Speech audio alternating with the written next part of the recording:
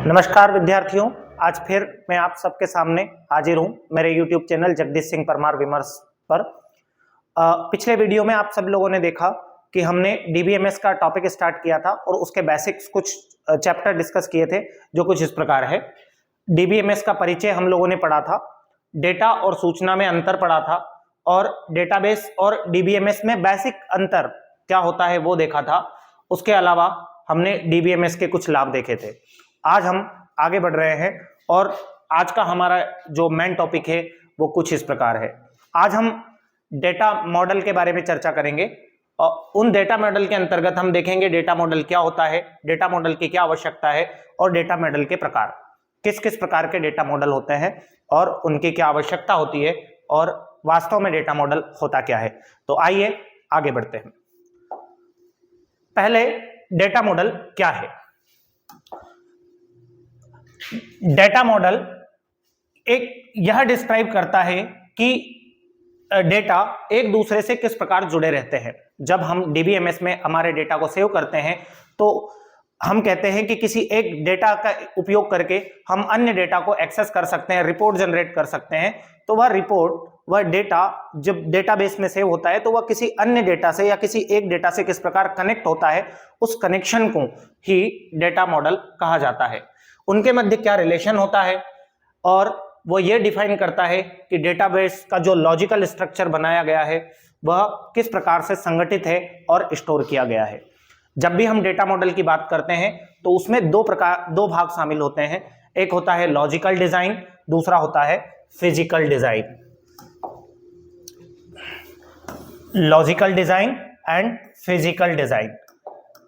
Okay, हम कह सकते हैं कि डेटा मॉडल जो होते हैं वो डिजाइन की आधारशिला है। जब हम डेटाबेस मैनेजमेंट सिस्टम में डेटाबेस बनाते हैं तो डेटा को डिजाइन करते वक्त हम उसके पहले एक डेटा मॉडल बनाते हैं। आगे बढ़ते हैं। डेटाबेस मॉडल के प्रकार, वैसे तो कई प्रकार के डेटाबेस मॉडल हो सकते हैं, लेकिन कुछ महत्वपूर्ण डेटाबेस मॉडल हैं जिनको हम यहां पर डिस्कस करेंगे, जिसमें प्रमुख है हायरार्चिकल डेटाबेस मॉडल,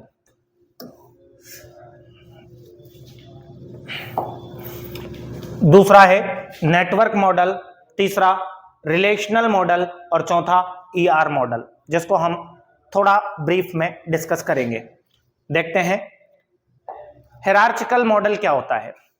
एक इस प्रकार का मॉडल जिसमें पेरेंट चाइल्ड रिलेशनशिप होती है। जैसे हमारे परिवार होते हैं, उसमें हमारे परिवार में एक मुखिया होता है, उस मुखिया के कुछ एंटिटीज होती हैं और सबकी एंटिटी आगे बढ़ती जाती है, जैसे पीढ़ियां चलती है वैसे।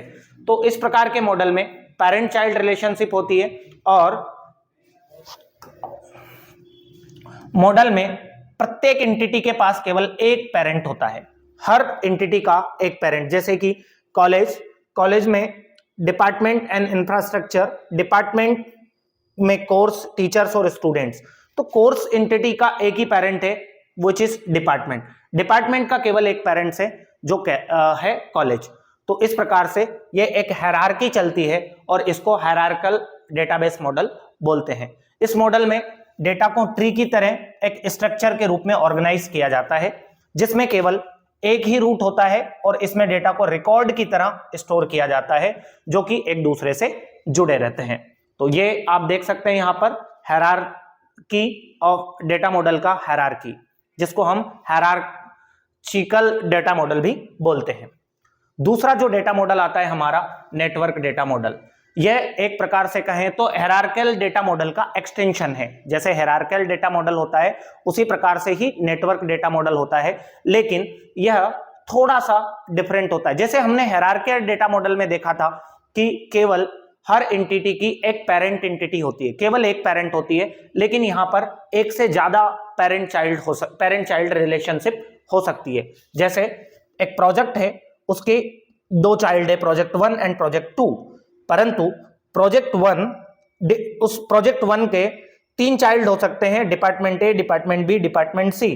डिपार्टमेंट A जो है यहां पर इसके 2 पेरेंट्स हैं, आप देख सकते हैं। डिपार्टमेंट B के 2 पेरेंट्स हैं, प्रोजेक्ट 1 और प्रोजेक्ट 2। इस प्रकार से ये इसमें पेरेंट चाइल्ड मॉडल ही है, लेकिन यहां पर एक एंटिटी के एक से ज्यादा पेरेंट हो सकते हैं ये नेटवर्क मॉडल की विशेषता है। तो नेटवर्क मॉडल का प्रयोग सबसे पहले ज्यादा किया जाता था जब तक कि रिलेशनल मॉडल आया नहीं था। तो हायरार्किकल डेटा मॉडल का एक्सटेंशन डेटा नेटवर्क मॉडल है, और नेटवर्क मॉडल के बाद हमारे पास एक नया मॉडल आया है जो कि रिलेशनल मॉडल है, जो कुछ इस प्रकार है। इस प्रकार के मॉडल में डेटा को रिलेशन अर्थात टेबल के रूप में स्टोर किया जाता है। जैसे आप यहाँ पे एक टेबल देख सकते हैं, यहाँ पे हमने डेटा को स्टोर किया है। रिलेशन में रोज तथा कॉलम्स होते हैं। रिलेशनल मॉडल टेबल्स का एक समूह होता है जिसमें डेटा तथा रिलेशनशिप को स्पेसिफाई किया जाता है। यहां पर आप देख सकते हैं कि यहां पर एक ये रिलेशनल डेटा मॉडल है जिसमें एक स्टूडेंट आईडी हमने दी है, उसका रिलेशन यहां पर स्टूडेंट नेम, उसके एड्रेस, उसके बर्थ डेट और उसके जेंडर से रिलेट करता है। इस डेटा को 2 डायमेंशनल टेबल में स्टोर किया जाता है और टेबल को रिलेशन भी कहते हैं। और प्रत्येक टेबल में जो ये रो होती है, इस रो को हम लोग टपल भी बोलते हैं, टपल।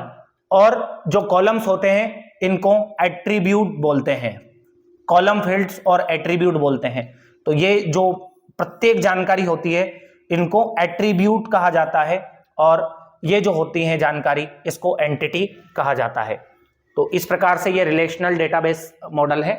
आप चाहें तो एक बार और इसको पूरा देख सकते हैं।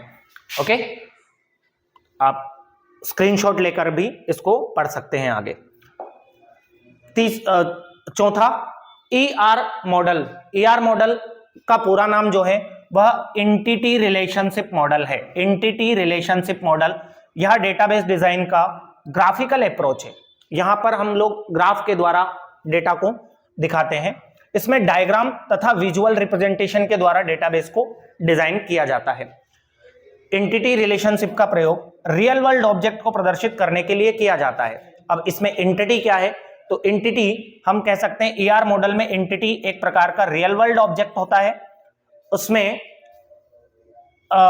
उसकी एंटिटीज की जो प्रॉपर्टीज होती है उसको एट्रीब्यूट कहते हैं। जैसे एग्जांपल के लिए किसी डेटा में, एक डेटाबेस मॉडल में स्टूडेंट एक एंटिटी हो सकता है, और स्टूडेंट्स की जो भी जानकारी होगी जैसे उसका एज, एड्रेस, आईडी, नेम, ये सब एट्रीब्यूट की कैटेगरी में आएंगे। वो एट्रीब्यूट्स जो होते हैं वो कॉलम्स में रहते हैं और एंटिटी जो होती है वो रोज में होती है। ये एंटिटी है और ये एट्रीब्यूट्स हैं। एट्रीब्यूट एक ही प्रकार के होते हैं और एक एंटिटी के बहुत सारे एट्रीब्यूट्स हो सकते हैं। रिलेशनशिप, एंटिटीज के मध्य में जो एसोसिएशन होता है उसको रिलेशनशिप कहते हैं। और बहुत सारे एसोसिएशन को डिफाइन करने के लिए हम लोग कुछ मॉडल्स, इसके सब मॉडल यूज करते हैं जिनको हम लोग 1 to 1, 1 to many, many to 1 और many to many कहते हैं। इसके बारे में हम अगले वीडियो में बहुत विस्तार से चर्चा करेंगे कि एक ER मॉडल में 1 to 1, 1 to many, many to 1 और many to many क्या है। ये जो बहुत इंपॉर्टेंट प्रश्न है, इसको भी आप लोग, डेटा मॉडल क्या होता है, कितने प्रकार के होते हैं और उनकी क्या क्या विशेषताएं होती है, इसको विस्तार से पढ़ें और अपनी 10वीं में काफी अच्छे नंबर लेकर के पास हो। धन्यवाद, थैंक यू। आपको यदि मेरा ये वीडियो पसंद आया है तो प्लीज आप मेरे YouTube चैनल जगदीश सिंह परमार विमर्श पर जाकर के मेरे YouTube चैनल को लाइक, कमेंट, शेयर और सब्सक्राइब करिए। आपका दोस्त जगदीश सिंह परमार इसी प्रकार से वीडियो लेकर के आता रहूंगा। धन्यवाद।